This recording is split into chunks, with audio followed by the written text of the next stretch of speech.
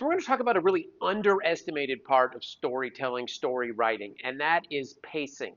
Pacing basically means it's the same story, but how do I tell it? At what speed or at what place do I tell certain things? Pacing is really weighting like how much you weigh, the ideas, the movements, the plots, the plot twists, the events of a story in such a way that it improves the story.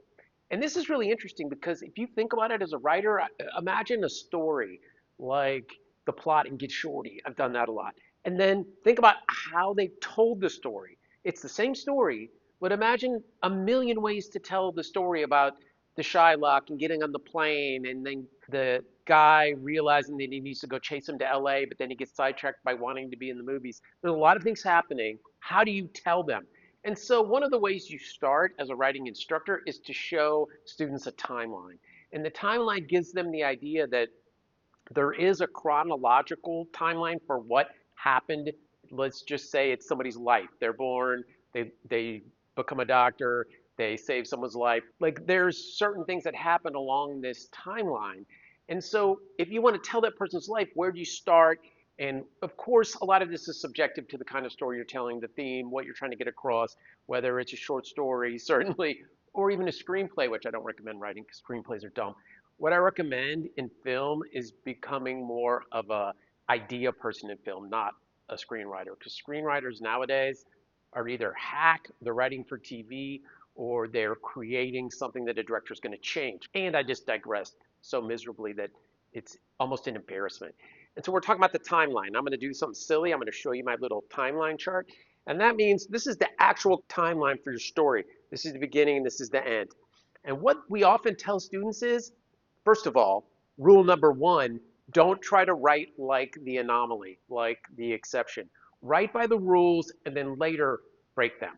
So the rules are you have your timeline, figure it out before you write your stories, especially if it's a novel, have your beginning, middle, and end. But what's crucial about it is there's a rule that's objective that everyone does, except the people who want to break the rules because they're already famous, and that is you start here. So here's the beginning, here's where you start, and here's the end. So you start your narrative at age 18, and then you go back. That's what backstory means. That's what flashbacks are.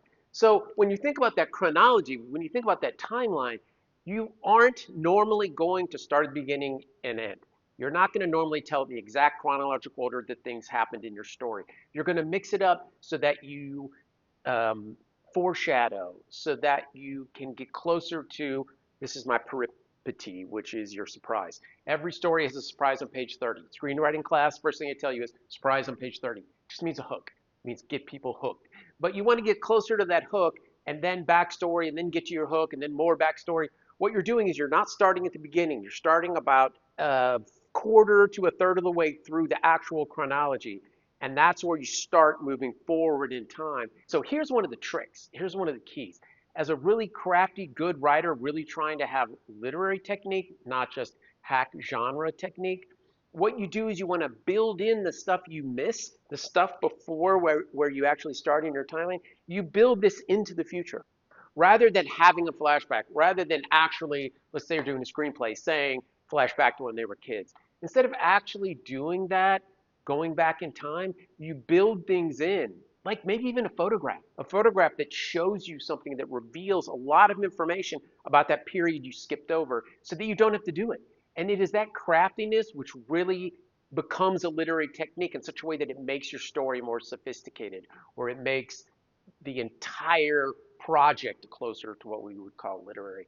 So that's what I'm saying about the timeline. Is give it more thought, be more critical about how you do your timeline, where the elements are within that timeline, and then really discuss it with somebody. Really say, where should I start? It doesn't have to be in a third or quarter. It could be.